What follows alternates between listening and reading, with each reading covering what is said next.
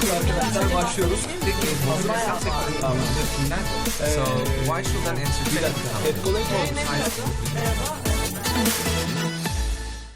Merhabalar herkese. Digital Box YouTube kanalımıza hoş geldiniz. Ben Melisa. Etkoloni İstanbul ofisinde marketing ekibinin yöneticiliğini yapıyorum. Bugün çok özel bir konuğumuz var. IAB Türkiye ekibinin genel koordinatörü Ömür Erdem Çelik. Kendisiyle bugün aslında genel olarak IAB nedir? IAB'nin arka planındaki çalışma mekanizması, kimlerle yakın çalışıyorlar ya da nasıl bir iletişimleri var? IAB'nin yürüttüğü, idare ettiği güncel projeler ve hani merakla bekleyeceğimiz gelecek projeleri, belki de araştırmaları ve tabii ki biraz da IAB'nin yine organize ettiği IAB Mix ödül törenlerinden bahsediyor olacağız. Yani aslında genel olarak IAB hakkında bilgilenebileceğimiz bence eğitici ve güzel bir, keyifli bir sohbet olacak diye düşünüyorum. Ömür Hanım, öncelikle kanalımıza hoş geldiniz. Konuğumuz olmayı kabul ettiğiniz için, değerli vaktinizi ayırdığınız için çok teşekkür ederiz. Ben teşekkür ederim. Hoş bulduk Melisa. Nazik davetiniz için teşekkür ediyorum. Çok büyük keyif. Bunları anlatmaktan da büyük mutluluk duyacağım zaten. Heyecanla bekliyorum sorularını. Süper, çok teşekkürler. Öncelikle ilk sorum sizi aslında daha yakından tanımaya yönelik olacak. Sizi, kariyerinizi aslında sizden dinlesek çok daha faydalı olur bence.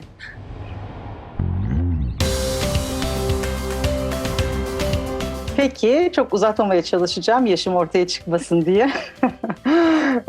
Şöyle ki, İletişim Fakültesi çıkışlıyım. Hadi söyleyeyim, 98 çıkışlıyım. İletişim Fakültesinden sonra uluslararası reklam ajanslarında çok çeşitli pozisyonlarda çalıştım. En son idareci pozisyonunda ajans çalışmalarımı bitirdim diyebilirim. Arada reklam veren tarafında da çalıştım, finans sektöründe. Reklam ve halkla ilişkiler grup başkanı olarak. Eş zamanlı olarak mezun olduğum üniversitede eğitim verme fırsatı ve şansı yakaladım. Halkla İlişkiler ve Uygulama Atölyesi dersi verdim Marmara Üniversitesi'nde, İletişim Fakültesi'nde.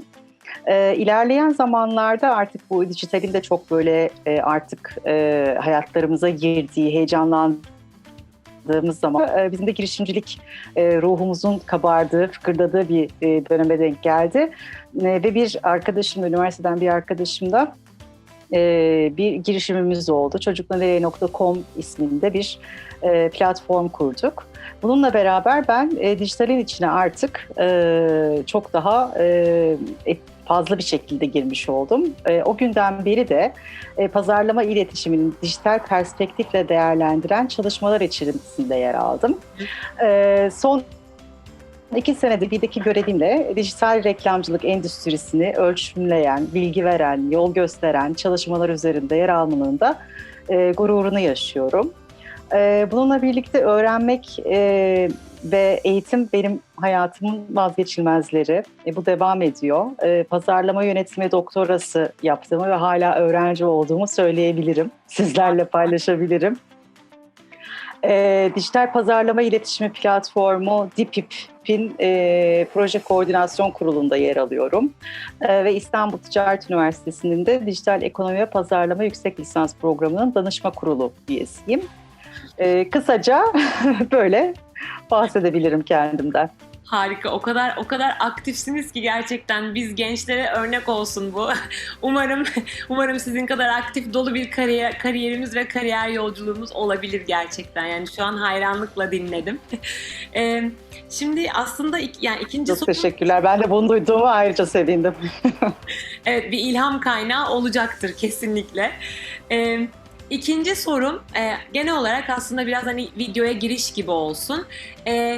IAB'yi birazcık tanımak istiyoruz. Yani belki hiç bilmeyen izleyenlerimiz olabilir ya da ismini duymuş ama IAB'nin tam olarak ne tarz işler yaptığından, ne tarz projelere imza attığından haberi olmayanlar olabilir. Biraz IAB hakkında sizden detaylıca bilgi alabilirsek çok seviniriz aslında.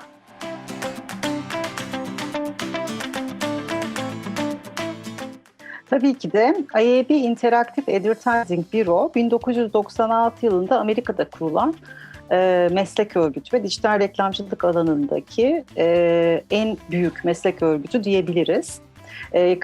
Bugün 48 ülkede faaliyet gösteriyor. Dijital pazar ve tüm dünyada dijital pazarlama ve reklamcılık alanında endüstrinin sürdürülebilir ve sağlıklı gelişimine destek vermek adına çeşitli faaliyetlerde bulunuyor. IAB'nin yapılanmasında IAB Avrupa ülke bazlı örgütlenmesini gerçekleştirmiş durumda. Biz de IAB Türkiye olarak IAB Avrupa üyesiyiz aynı zamanda. Ve IAB Avrupa'nın da yönetim kurulunda temsiliyetimiz var. Bizim de daha önce başkanlığımızı yapmış olan Doktor Mahmut Kurşun IAB Avrupa'nın da yönetim kurulu üyesi. Türkiye'de 2007'de ilk bir platform olarak kurulmuş 23 temsilciyle IAB. Daha sonra 2011 Temmuz'unda ki bu sene bizim 10. yılımıza denk geliyor. 10. yılımızı kutluyoruz. En önemli senemiz aslında. Dernekleşiyor. İnteraktif Reklamcılık Derneği olarak 149 üye kurumu aynı çatı altında toplayan bir dernek haline geliyor. 149 üye reklam verenlerden, yayıncılardan ve reklam ajanslarından tüm paydaşların aynı çatı altında temsil edildiği bir meslek örgütü. Reklam verenler, reklam ajansları ve yayıncılar olarak. Şu an 149 üye kurumumuz ve üye kurumumuzun temsilcileriyle beraber büyük bir aileyiz. Daha önce de söylediğim gibi bu sene IAB'nin 10. yaşını kutluyoruz. Büyük bir gurur ve mutlulukla. Türkiye'de de tüm dünyada olduğu gibi IAB dijital endüstrinin sağlıklı ve sürdürülebilir büyümesi adına çok çeşitli faaliyetler planlamakta ve uygulamakta. Harika. 10. yılınız tekrar kutlu olsun. Biz de Etkoloni olarak daha yeni bu sene 10. yılımızı kutladık. Harika. Az bir gurur gerçekten. O yüzden sizin de IAB'nin de 10. yılı kutlu olsun. Bir diğer sorum şu, aslında IAB'yi biraz daha tabii yakından ve detaylıca tanımaya yönelik tekrar. Biraz çalışan profiliniz, IAB'nin arka tarafındaki o çalışma mekanizması, bu reklam sektöründe, özellikle dijital reklam sektöründe tüm bu ölçümlemeleri yaparken, dijital reklam sektörünü daha ileriye taşırken kimlerle daha yakinen çalıştığınız, aslında biraz bunları da dinlesek sizden faydalı olabilir bizim için.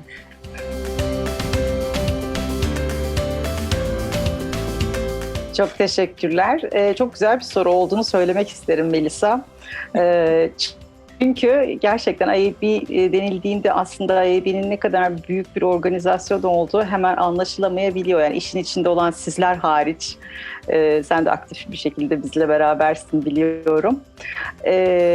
Bunu anlatmak o yüzden çok önemli. Bu fırsatı verdiğin için de teşekkür ederim.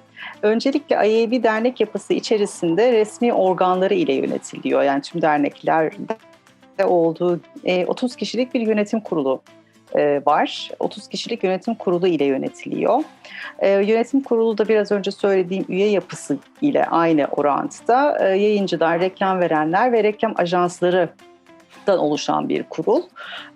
Bu da şu demek, yani tüm sektörünle ilgili alınacak olan kararlar tüm perspektiflerle değerlendirilerek veriliyor. Bu önemli gerçekten. Faaliyetlerimiz de yürütme kurulları ve çalışma grupları ile birlikte biz profesyonel kadronun da katılımıyla gerçekleştiriliyor. Her faaliyet sonrasında kurulan çalışma grupları görevlerini tamamlamış oluyorlar.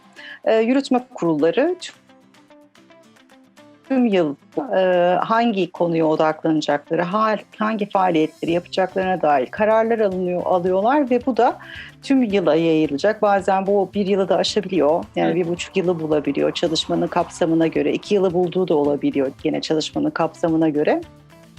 Çalışmaları planlıyor ve buna göre faaliyetlerimizi hazırlıyoruz.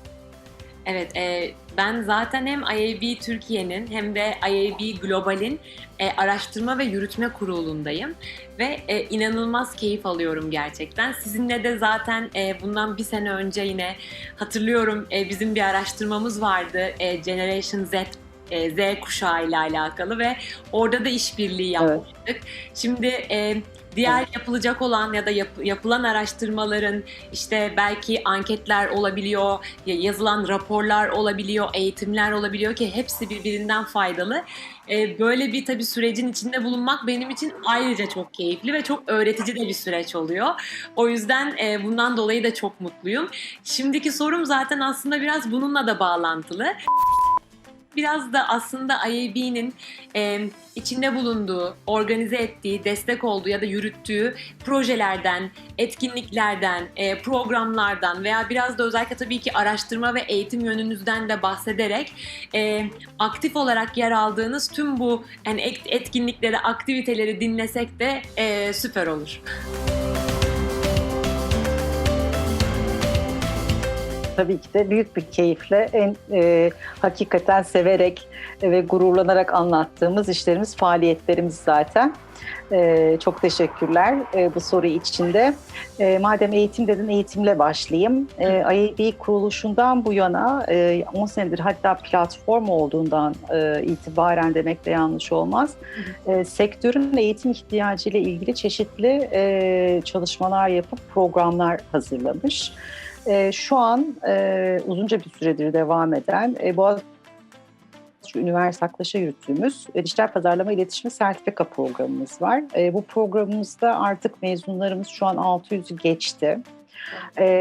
Bu program hakikaten önemli bir program çünkü pazarlama iletişimi profesyonellerini dijital pazarlamaya ve dijital reklamcılığa yakınlaştırmak ve o konudaki yetkinliklerini artırma amacıyla hazırlanmış bir program.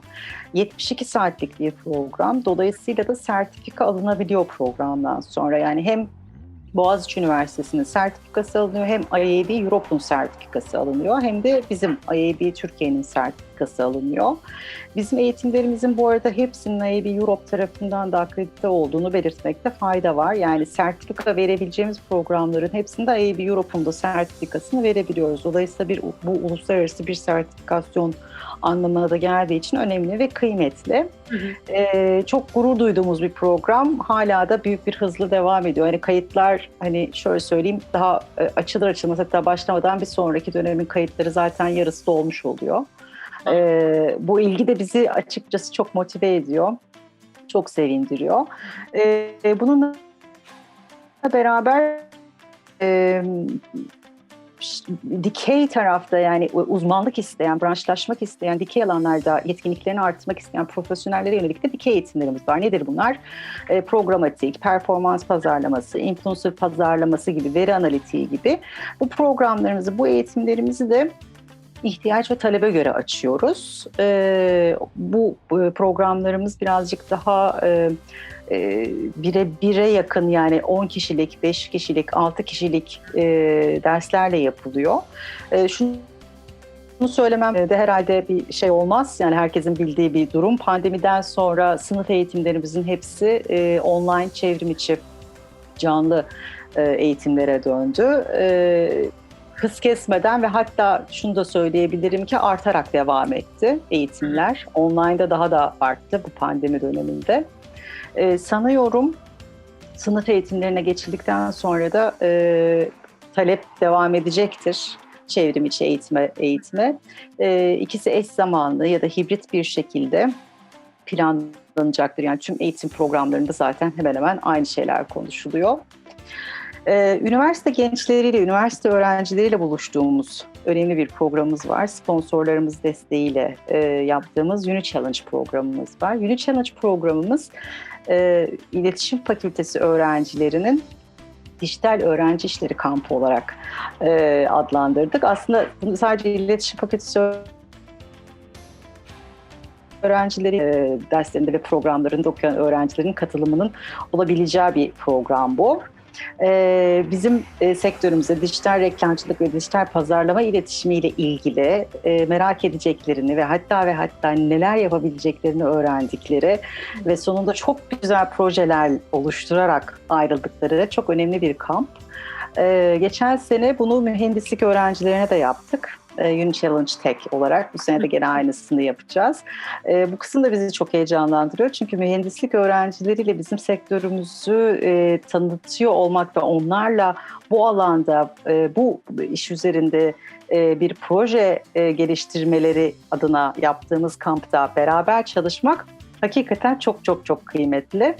Onların dönüşleri de, geri dönüşleri de bizi çok heyecanlandırıyor. Biz de onlardan bir sürü şey öğreniyoruz bu arada. Bütün bu eğitim faaliyetlerimizi IAB Akademi ismi altında topladık ve IAB Akademi altında devam ettiriyoruz. Eğitimler böyle. İstersen varsa bir sorun arada sor, ben devam edeyim diğerleriyle çünkü bitmiyor bizim faaliyetler. Evet, yani siz saydıkça düşünüyorum gerçekten o kadar kıymetli ki hani bu tarz eğitimlerin olması bence herkes için çok faydalı. Sektörde çalışanlar için ayrı, üniversite öğrencileri için ayrı, genel bilgi almak isteyenler için ayrı. Hepsi birbirinden kıymetli ve çok güzel.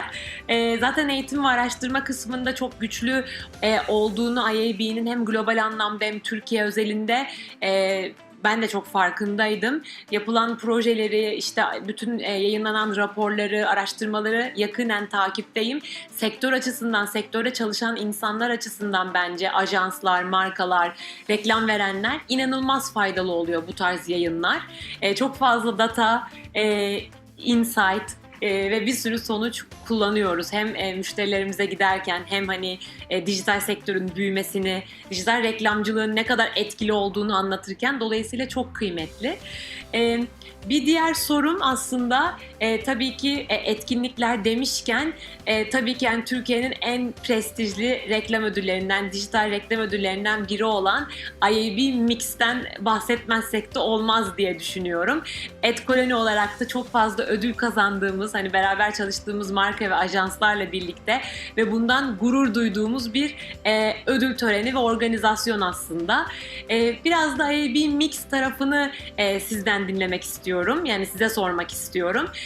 Bu süreç nasıl başladı? Belki ilk başladığı dönemle şu ana bakıldığındaki hani o gelişim, değişim, dönüşüm sürecinden bahsedebiliriz. Ve hani genel olarak IAB Mix'ten detaylıca bahsedebiliriz. Sizden dinlesek harika olur.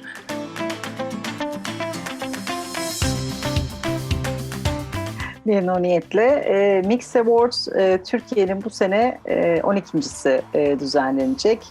Geçen sene 11.sini düzenlemiştik pandemi döneminde. Bu önemli bir sene. Özellikle dijital tarafta, dijital reklamcılıkta. Yani 2010 yılında sosyal medya devriminin yapıldığını düşünürsek hakikaten başlangıcından itibaren Türkiye'de dijital reklamcılığın ölçümlendirdiği ve ödüllendirildiği bir yarışma olması çok kıymetli. Bu anlamda da Mix Awards sadece her sene yapılan bir ödül töreni, yani her sene yapılan dijital reklamcılık işleri ve ölçümlendirildiği bir yarışmanın ötesinde çok önemli bir arşiv ve kaynak haline geldi artık. Yani bu sene itibariyle, hatta geçtiğimiz senelerde de aynı şey söz konusuydu. Çünkü bütün işler Mix'teki kazanan her şey Mix Awards'un sitesinde, Mix Awards.tr.org sitesinde, Başarı Kütüphanesi'nde erişilebilir durumda. Bu ne fayda sağlar? Bir kere sektör profesyonellerine dönüp işlerle ilgili herhangi bir araştırma yapmaları gerektiğinde, işte herhangi bir vakayla ilgili yazılmış herhangi bir rapora ulaşmak istediklerinde önemli bir kaynak ve önemli bir veri sağlıyor. Onun dışında öğrenciler için çok önemli bir kaynak. Onun dışında akademisyenler için çok önemli bir kaynak. Bizim gurur duyduğumuz önemli bir kütüphanemiz var bu anlamda. Artık Mix Awards'a bir kütüphane de diyebiliriz artık. Ve aynı zamanda da başvuru kitapçıkları da her sene başvurulardan sonra yayınlanıyor. Bu da önemli çünkü bir sonraki sene nasıl başvurulacağıyla ilgili de ya da daha önce yapılmış olan işleri anlamak ve incelemek isteyen sektör profesyoneller için de önemli bir kaynak yaratıyor. Şimdi tabii Şöyle de değerlendirilebilir Mix Awards. Türkiye'deki dijital reklam gelişimiyle birlikte başvurular ve verilen ödüller de artıyor. Yani kendi içerisinde, yani Mix'e baktığımızda aslında Türkiye'deki dijital reklamcılığın da nasıl geliştiğini, nasıl farklılaştığını ya da nereden nereye geldiğini çok rahatlıkla gözlemleyebiliyoruz. Yani ilk senelerde 100'e yakın ya da 100'ün belki biraz üstünde bir başvuru yapılmışken bugün, yani 2020'deki yarışmaya 778 başvuru yapıldı. Yani bu biraz pandeminin de etkisiyle artan, yani tüm sektör yarışmalarında artan bir şey var, başvuru oranı var. Onun da tabii ufak bir şeysi var, artış var. Pandemi etkisi de var bunun içinde, ama baktığınızda hani 100 ile 778 hakikaten çok önemli bir gelişim 10 yıl içerisinde. Önemli bir farklılık. Gurur duyuyoruz ve daha da iyiye gitmesi adına, daha da sektör için faydalı olabilmesi, ölçümlenmesi anlamında ve ödüllendirilmesi anlamında her sene zaten bir sonraki senenin yarışması için bir sene öncesinden başlıyoruz. Yani şu an zaten 12.sine çalışmaya başladık, öyle diyebilirim. Harika, biz de heyecanla bekliyoruz. Çünkü o ödül törenlerini izlemek, gerçek koronadan önce fiziksel katılım yapıyorduk tabii ki. Beraber çalıştığımız markalarla da ve ajanslarla da birlikte. Tabii şimdi online platforma taşındı ama hepsi ayrı bir heyecan. Hani ödül kazanmak harika bir şey. Yapılan işin sonucunun değerlendirilmesi ve bunun sayesinde bir ödül almak inanılmaz bir gurur kaynağı. Dolayısıyla iyi ki böyle ödül törenleri var. İyi ki bir mix de var. Biz de heyecanla bekliyoruz bu senenin ödül törenini diyeyim. Şimdi biraz da aslında genel bir soruyla devam etmek istiyorum. Sizi konuk olarak ağırlamışken hazır, hem de tecrübelerinizden de faydalanarak biraz mobil sektör ve dijital sektörün şu anda günümüzde hayatımızdaki gitgide artan ve bitmeyen bir önemi var. Ve dijital dediğimizde ya da mobil dediğimizde, yani hayatımızın tam ortasında artık. Siz bunu nasıl değerlendiriyorsunuz ve sizce bizi gelecekte, hani yakın gelecekte diyeyim, neler bekliyor, nasıl gelişmeler bekliyor? Birazcık fikrinizi almak istedik açıkçası.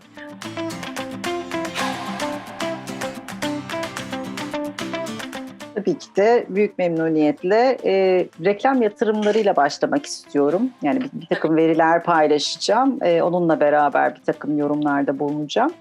2020'de Türkiye tahmini reklam yatırımlarında dijital reklam yatırımları %54'te ilk sıraya oturdu biliyorsunuz. Ve bunun %70'i de mobil. Çok büyük bir oran. Mobil içerisinde de arama motoru, gösterim bazlı video ve influencer marketing gibi farklı formatların ön plana çıktığını görüyoruz. Yani kendi içerisinde de kırılımlar var. Mobil abonelik sayısına baktığımızda da 2020'nin ilk 3 çeyreğinde 82,3 milyona çıktığını görüyoruz. Yani burada mobil yaygınlığının da gittikçe arttığı bir durumla karşı karşıyayız ve artacağı da benziyor. Abone sayısı, yani internete sahip abone sayısının da mobil üzerinde 65 milyon seviyelerine ulaştığını gözlemliyoruz. Dünya nüfusuna baktığımızda da %63'ü, yani 5 milyara yakın insan internete bağlı. Yani aslında tüm dünya internete bağlı ve bunun da Türkiye'ye dönük verisine baktığımızda 4 milyon, pandemi sonrasında 4 milyon yeni kullanıcı ile internet erişimi ile nüfus, yani internet erişiminin olduğu nüfus 57 milyona yaklaşmış neredeyse. Şimdi teknolojik gelişmeler, internet, her an her yerde bilgiye ulaşabilmenin rahatlığı, lüksü, kolaylığı, onun dışında sadece bilgiye ulaşmak değil, sosyalleşme, oyun oynama, yani her şey. Biz bu cihazlarla, elimizdeki telefonla ve internet üzerinden yapmaya devam ettikçe ve bu devam edecektir. Çünkü teknoloji ve dönüşüm bunu gerektiriyor. Gelecekte de biz farklı kanalların da işin içerisinde olduğu, farklı çoklu ekranların yine işin içerisinde olduğu, mobilin her zaman her şekilde şu anki popülerliğiyle devam ettiği, farklı mecralarla birlikte bütünleşik bir nesnelerin interneti dolayısıyla tüm cihazların, tüm ekranların dijital ve internete bağlandığı çok başka şeyler de konuşacağız gelecekte büyük ihtimalle. Şu anki tablodan çünkü gidişattan gördüğümüz o.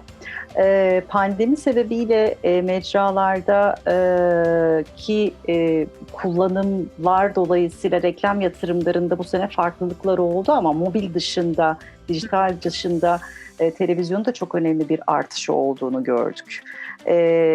Zaten kapalı olan sinemalardaki düşüşün pandemiden sonra artacağını biliyoruz.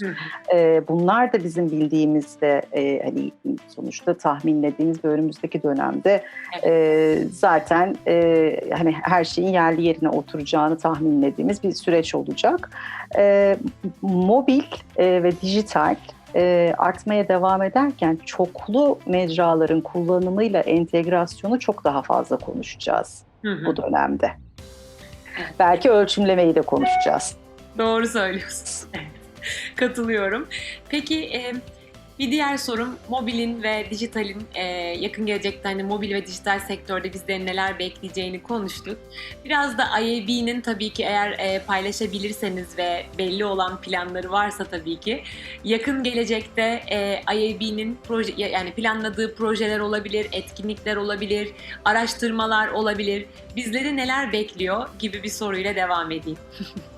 Tabii ki de. Bu da gene bitmeyen bir şey olabilir, cevap olabilir. Ben olabildiğince kompakt bir şekilde cevap vereceğim size. Zaten biliyorsun Melis, yani Araştırma Yürütme Kurulu'nda her sene biz hani oturup o sene yapılacak işleri zaten konuşuruz. Konuları belirleriz ve bununla ilgili çalışmalara başlarız. 2019'dan beri tüm derneklerin bir araya gelerek gerçekleştirdiği ve sonuçlarını açıkladığı bir an önce rakamlarını paylaştığım Türkiye tahmini reklam yatırımları da yaptığımız çalışmalardan bir tanesi. Bunu IAB olarak ve diğer derneklerle ortaklaşa olarak yapıyoruz. Bütün çalışma yani 6 aylık periyotlarda bunu açıklıyoruz, sen de biliyorsun. Fakat bütün bu çalışma bir seneyi alan bir çalışma ve çok yoğun bir çalışma gerçekten. Bu elde var bir. Bunun üzerinde şimdi zaten çalışmaya başladık. Tahmin edersin şu anda çalışmalarımız devam ediyor. Gene bildiğiniz üzere IAB'nin MMA'in Reklam Verenler Derneği'nin ve Reklamcılar Derneği'nin ortaklaşa kurduğu bir platform, dijital pazarlama iletişim platformu var. Dijital pazarlama iletişim platformunda tüm dernekler, yani bu saydığım üye derneklerle beraber reklamın ekonomiye etkisi araştırmasını yapıyoruz. Bu araştırmanın çok önemli olduğunu ve sektörümüz için çok önemli bir bilgi kaynağı olacağının sunum bilmenin sorumluluğu içerisindeyiz. O yüzden çok titizleniyoruz. Sanıyorum bayramdan sonra Eylül ayında bunu da sektörümüzle paylaşabileceğiz. Bir lansmanla, güzel bir lansmanla duyurabileceğiz. Yine Araştırma Yürütme Kurulumuzda 4 senedir anlattığımız Direct Brand'lerle ilgili Türkiye'ye özel bir çalışma hazırlığı içerisindeyiz. Türkiye'nin bir Direct Brand listesini çıkarıyor olmak ve bir haritasını çıkarıyor olmak ve bunun üzerinde çalışmalar yapmak çok çok önemli. Özellikle pandemi sürecinde Direct Brand'lerin ekonomiye ve dijital reklamcılıktaki önemli rolleri dolayısıyla bize ve sektörümüze çok önemli bilgiler katacağına, çok önemli katkıları olacağına inanıyoruz. Bu çalışmanın sonrasında birkaç şeyimiz de olacak. Çünkü bu konuyu geliştirecek planlarımız da olacak. Bunun heyecanı içerisindeyiz. Çalışma gruplarımız, dediğim gibi, konular belli oldukça çalışma gruplarımızı toparlıyoruz, oluşturuyoruz. Teknik kurulu, yürütme kurulumuzda zaten tahmin ettiğin üzere şu an gündemde yer alan birçok konu ele alınıyor. Bunun içerisinde rıza ve şeffaflık, verinin gizliliği, programatik, aklına gelebilecek tüm konular var. Third party cookies era gibi. Tüm bu konular zaten geçtiğimiz seneden itibaren üzerinde çalışılan ve devam eden konular. Bunlarla ilgili herhangi bir rapor, herhangi bir bilgilendirme oluyorsa zaten hemen bunun duyurusunu yapıyoruz. Yurt dışındaki, sen de biliyorsun, yurt dışındaki IAB çalışma gruplarına katılıyoruz ve de o çalışmaları da takip ediyoruz. Oradan çıkan raporlar eğer bizim ülkemiz için de uygun bilgileri içeriyor ise hemen zaten o çalışmanın Türkçeleştirilmesini yapıp Evet. biz de paylaşıyoruz. Yani önümüzdeki çalışmaları kısaca böyle özetleyebilirim. Dahası var, azı yok. Öyle söyleyeyim. Onlar da sürpriz olsun o zaman. Aynen, yayınlandıkça görelim. Ama bu bahsettikleriniz için şimdiden heyecanlıyız açıkçası. Son sorum, birazcık yine sizi burada bulmuşken, bu sektörle ilgilenen olabilir, yeni başlayacak, iş arayan üniversite mezunları, üniversite öğrencileri olabilir. Bu sektörde çalışmak isteyen, bu sektörde yer almak isteyenlere tavsiyeleriniz neler olur?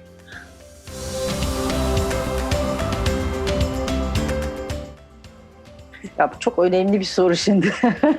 Bu önemli sorunun altında ama siz böyle demiştiniz deyip biri bana sonradan bir şey söylerse ben birazcık daha genel bir soru söylemek istiyorum, cevap vermek istiyorum buna. Hatta geçenlerde bizim Uni Challenge Plus'ta bir sohbet programımız oldu. Sevgili Bülent Şakrak katıldı o sohbete, öğrencilerle buluştu. Benzer bir soru da Bülent Şakrak'a yöneltildi ve Bülent şöyle cevap verdi. Ya ben buna cevap vermeyeyim çünkü bana babam şöyle öğütlemişti. Bir şeyi tavsiye etmek o işle ilgili büyük bir üstünlük göstermek ya da büyük bir üstünlük gösteriyormuşsun anlamına gelir. Sen tavsiye etme, sadece yaptığını göster demiş. Bu hakikaten bana şey geldi. Çok önemli bir öğüt geldi. Onun üzerine de zaten Bülent şey dedi, yani siz zaten yapacağınızı bilirsiniz, yaparsınız ama hani çalışma, ben ne yapıyorum kendimi söyleyeyim. Ben çok çalıştım, her şeyde çok emek sarf ettim. İşimi aşkla yaptım, işimi çok severek yaptım deyip kendinden örnekler verdi. Ben bunun birazcık daha ötesine geçeceğim ama bu önemli bir öğüttü bence. Bunu o yüzden özellikle paylaşmak istedim. Hakikaten ben şu an hani üniversite gençlerinin gerçekten çok bilinçli olduğunu ve çok farkındalıklarının yüksek olduğunu düşünüyorum. Dolayısıyla onlara nerelere ne şekilde başvurmaları gerektiğine dair bir yol göstermenin gereği olmadığını düşünüyorum bir yandan. Çünkü her şeyin farkındalar, biliyorlar. Yani bu konuda çalışan, sektörle ilgili çalışan derneklerin de farkındalar, bilincindeler, çok sıkı takip ediyorlar. Uni Challenge'e başvuruların anlatamam fazlalığını. Yani biz her dönem 60 öğrenci seçiyoruz ve çok hakikaten zorlanarak seçiyoruz. Yani öyle başvurular yapılıyor ki, yani o kadar isteyerek ve o kadar bilinçle yapıyorlar ki yani o başvuruları. Biz o başvuruların arasında 60 tane öğrenciyi gerçekten böyle artık yani kılı kırk yararak seçiyoruz. Yani aman şey olmasın, haksızlık olmasın. Keşke daha fazlasını da alabilsek diyoruz. Ne kadar fazla yaparsak o kadar çok öğrenciye ulaşırız diye. Bir kere her şeyde olduğu gibi gerçekten işi aşkla yapmak çok önemli. Ve de ne yaptıkları işte ne onları mutlu ediyorsa, kendilerini hangi alanda başarılı görüyorlarsa o alanda kendilerini en iyisi olmaya çalışsınlar. Yani en iyisi, en hakikaten o konuda bilmesi gereken her şeyi bilen, tabii ki de bu çok büyük bir şey, yani her şeyi bilmek ve hala öğreniyoruz. Yani öğrenme süreci hiçbir zaman bitmez. Ama söylemek istediğim o bir konuyla ilgili uzmanlaşabilecekleri ve gerçekten kendilerini gösterebilecekleri bir alan seçsinler. Bu önemli olduğunu düşünüyorum bunu ve kendilerini iyi hissettikleri bu alanda da aşkla yaptıkları, severek yaptıkları her şeyde de başarılı olacaklara inanıyorum. Onun dışında zaten gençlerimiz muhteşem. Gerçekten hepsi inanılmazlar. Ben hepsinin zaten yakında hani sektörümüzde yeni tüketicilerimiz olarak bir sürü şeyi de baştan değiştireceklerini düşünüyorum. Şimdiden değiştirmeye başladılar. Sen de hazırladığın raporda biliyoruz, okuduk Z kuşağında. Şimdiden değiştirmeye başladılar. Aynı şekilde artık yavaş yavaş sektörün içine girdiklerinde de bakalım neler değişecek, hep beraber gözlemleyeceğiz. Süper. Tekrar çok teşekkür ederim. Bizimle çok değerli bilgiler paylaştınız. Umarım izleyenlerimiz de keyif almıştır. Ama ben tekrar teşekkür etmek istiyorum. Hem değerli vaktinizi ayırdınız hem de burada gerçekten çok değerli fikirler ve tecrübelerinizi aktardınız. Tekrar konumuz olmayı kabul ettiğiniz için çok teşekkür ederiz. Son olarak eklemek istediğiniz herhangi bir şey olur mu? Yoksa videomuzu yavaş yavaş bitirelim mi? Ben de teşekkür edeyim nazik davetiniz için. Çok mutlu oldum. Çok büyük keyifti. Sorularınız çok çok güzeldi. Anlatmaktan, cevaplamaktan büyük keyif aldım. Herkese güzel ve sağlıklı günler dilerim. Ben de aynı şekilde buradan tüm izleyenlerimize videomuzu izledikleri için çok teşekkür ediyorum. Sorularınız olması durumunda videomuzun yorum kısmına eğer sorularınızı bırakırsanız biz onları Ömür Hanım'a ulaştırırız büyük bir memnuniyetle. Tekrar bizi izlediğiniz için çok teşekkürler. Başka bir videoda görüşmek üzere. Hoşça kalın.